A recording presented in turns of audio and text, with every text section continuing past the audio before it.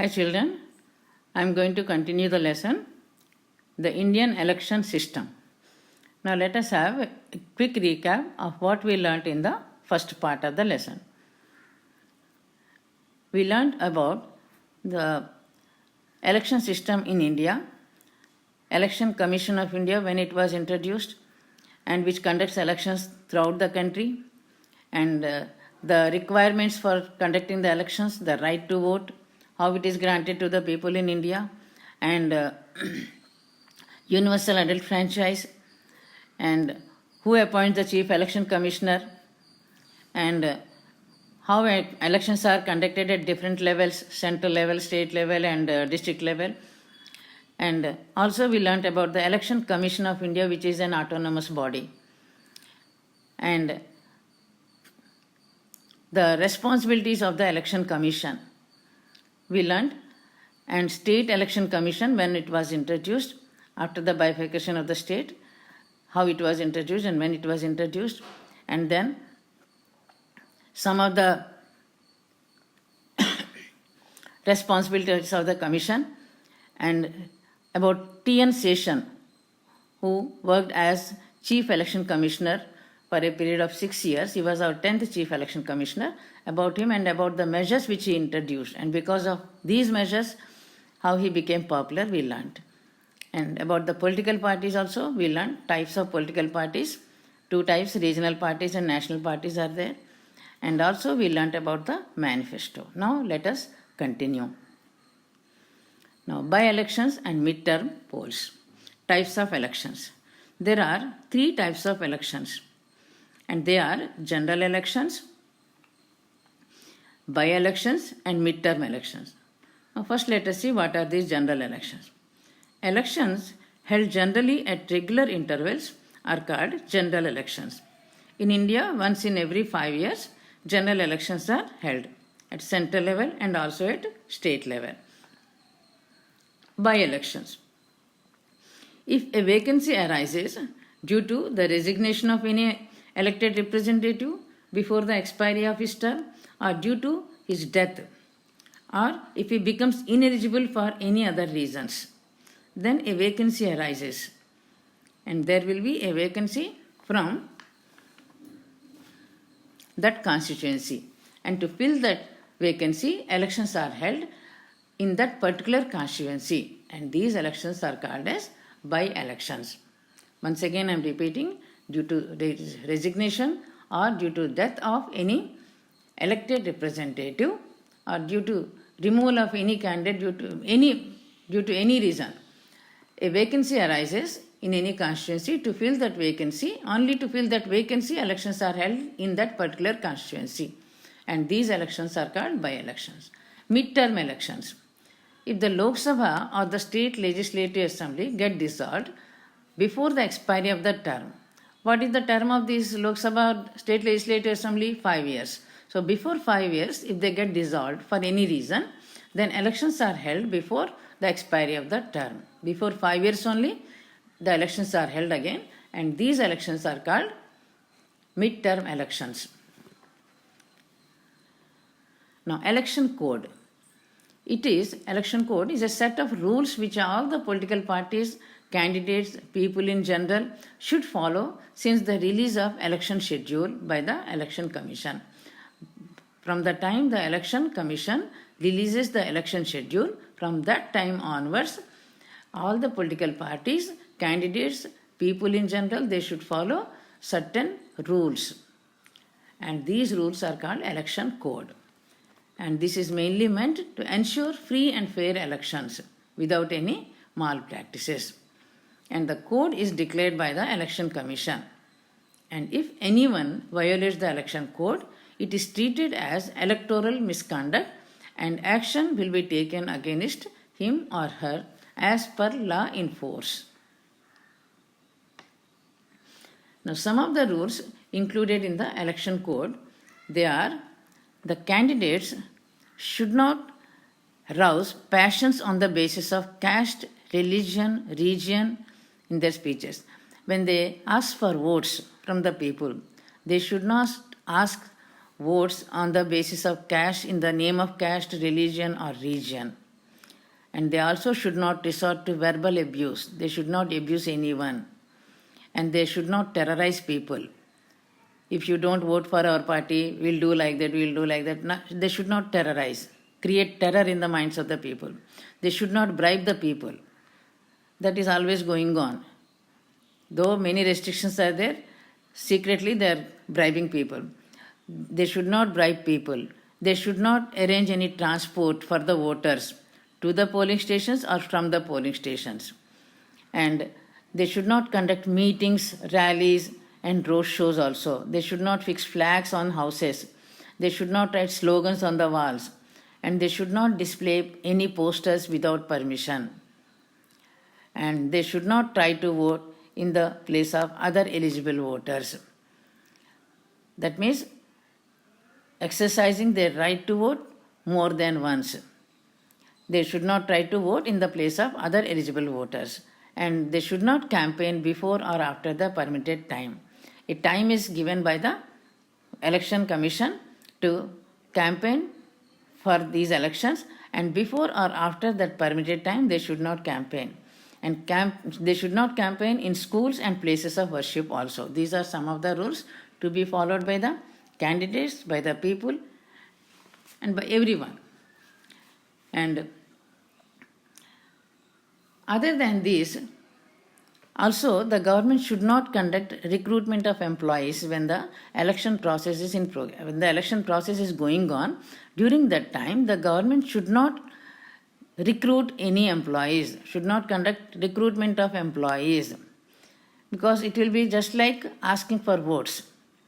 And the government also should not take up any construction of roads, providing drinking water facilities, or laying foundation stones, and other welfare measures should not be taken up during the time of elections. When the election process is in progress, all these things should not be done. Construction of roads, providing drinking water facility, laying foundation stones, and other welfare measures should not be taken up.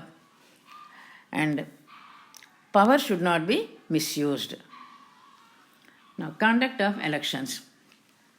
The Election Commission declares and notifies the election schedule to Lok Sabha, when these elections are to be conducted, from to, and how they are to be started. All these dates are given to the Lok Sabha and Legislative Assemblies elections also.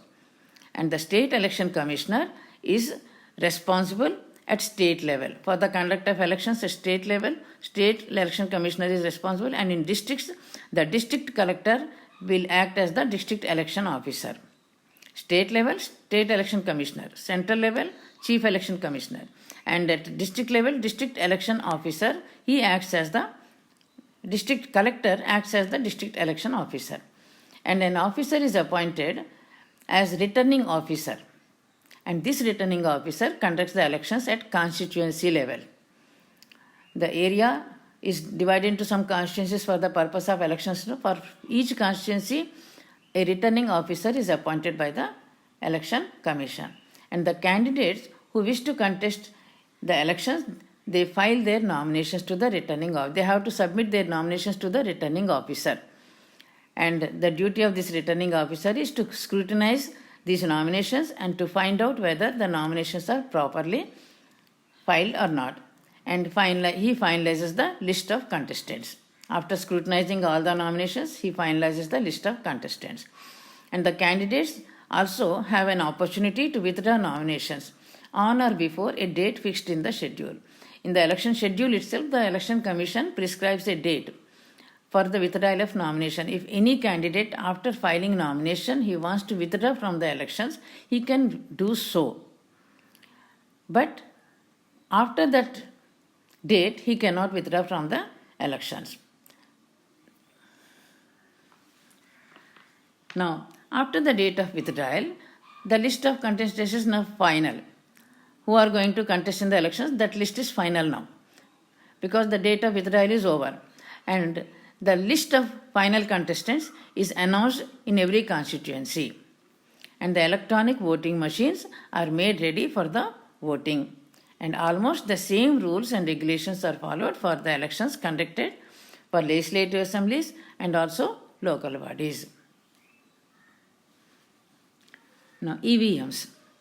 You can see an EVM here in the picture, electronic voting machines. They were introduced in 16 constituencies in Legislative Assembly elections in 1989-90. On an experimental basis, in 16 constituencies they were introduced first. And many people, they expressed their doubts about the reliability of EVMs. But of course, nobody could prove the claim. Now, process of voting. What is the process of voting? A presiding officer and other polling officers are appointed by the district election officer to discharge election duties at the polling stations. To discharge duties, the required duties at the polling stations, a presiding officer and other polling officers are appointed by the district election officer. And the polling personnel on duty, they collect their material and reach the polling stations a day before the polling day. And all the voters who are enrolled in electoral rolls and who have voter identity cards, they are allowed to vote.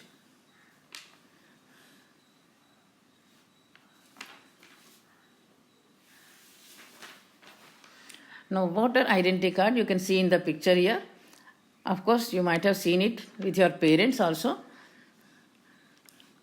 Now, the next one is indelible ink ballot paper. Now, let us see. The presiding officer who is in charge of the polling booth, he identifies the voters with the help of electoral rolls and he applies indelible ink on the left index finger of the voter as a mark of exercising his vote. This indelible ink mark on his index finger, left hand index finger, shows that he has already voted, so that he cannot vote again. He cannot use his right to vote again. And then the presiding officer issues the ballot paper.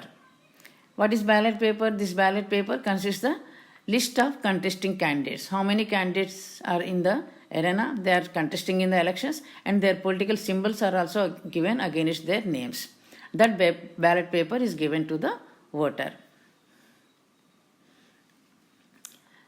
Now, here is the election process at a glance.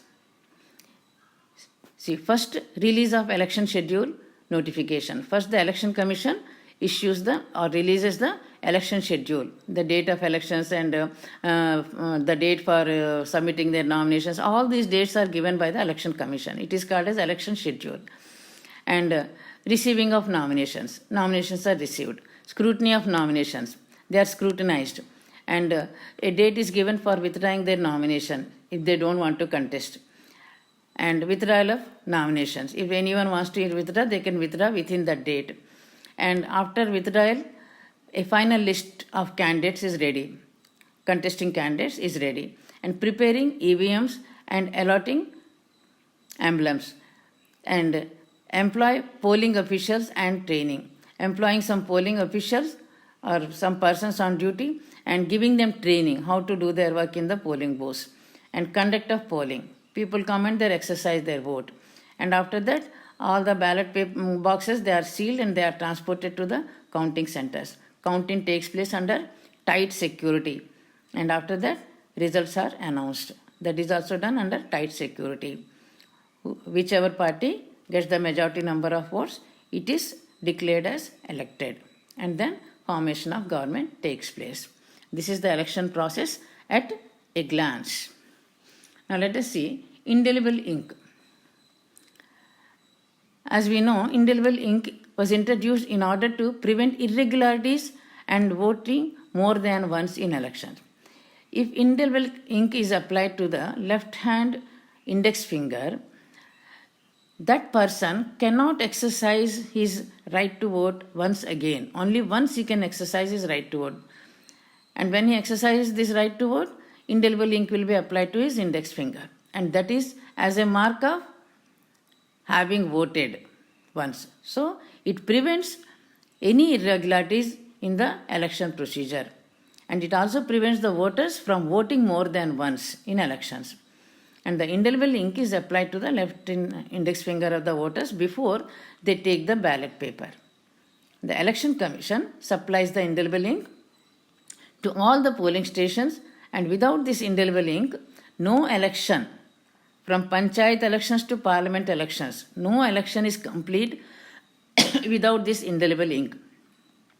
And there is no exaggeration if someone says that all the elections are incomplete without this indelible ink. Not only in India, all the world over, in all the countries, this indelible ink is in force. It is being used in the elections. And India is supplying indelible ink to countries like Thailand, Singapore, Nigeria, and South Africa. And the manufacturing units of this indelible ink are located at Mysore and Hyderabad. And the voter is given the ballot paper. Now, in this ballot paper, the list of contesting candidates and against their names, their political symbols are there. And the voter, he has to mark or he has to put the swastik stamp against the candidate of his or her choice and put the ballot paper in a ballot box. He should insert the ballot paper inside the ballot box, and the voter should not reveal to whom he has voted. And at present, elections are being conducted with the help of EVMs.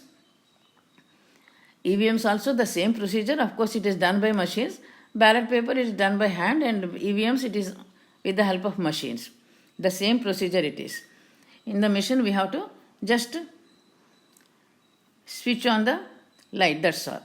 Now, after the polling is over, the EVMs are sealed and they are transported to the counting centers. And if it is ballot boxes are sealed and they are transported to the counting centers. And the counting process takes place in the counting centers under tight security. And the candidates who get maximum votes is declared as elected. Now, nota. None of the above. Nota means none of the above. And as per the ruling given by the Supreme Court, the choice of none of the above, that is nota, is added to the list of contesting candidates. On the ballot paper, there will be a last, at the last of the ballot paper, nota is also added. And if any voter doesn't want to vote for any of the candidates mentioned in the ballot paper, he can put his vote against nota. That means none of the above. He doesn't want to choose anyone from the ballot paper. That is the meaning of nota. Now, the challenges in conducting free and fair elections. It is really challenging to conduct free and fair elections. In spite of all the efforts made, there will be some malpractices going on. The first general elections in India were held in 1951 to 52. And since then, the election system has been successfully conducting elections and upholding the prestige of Indian democracy. Elections are an important part of democracy, an important feature of democracy. And impartial and fair elections are the foundation for the success of representative democracies. Impartial and fair, that means free and fair elections are the foundation for the success of democracy.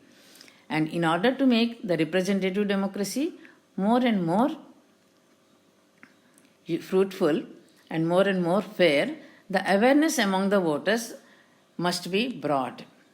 If we bring awareness among the voters regarding their responsibilities and regarding the exercising the right to vote, it plays a key role in the success of the democracy.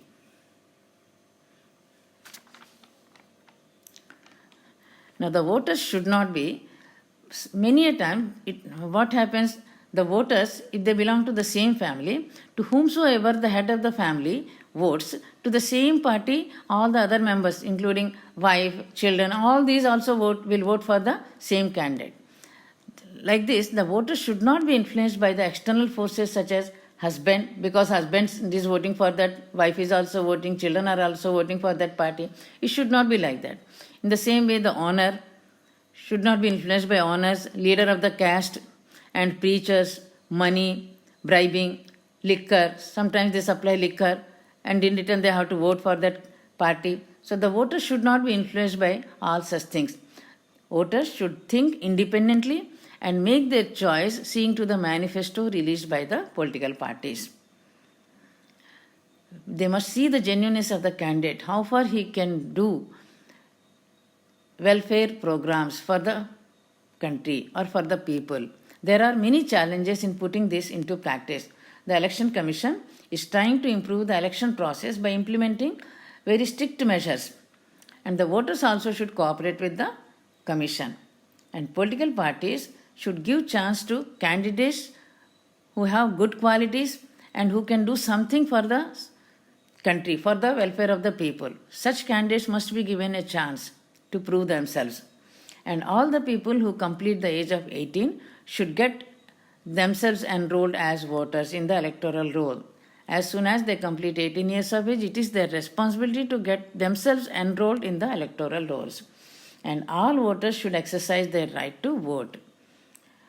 And the success of democracy depends on the awareness of the people. If more number of voters vote in the elections, that means the elections are the choice of the majority. Now the lesson is completed. As usual, I am giving homework. Read full lesson, underlining all the key points and complete the blanks in the material.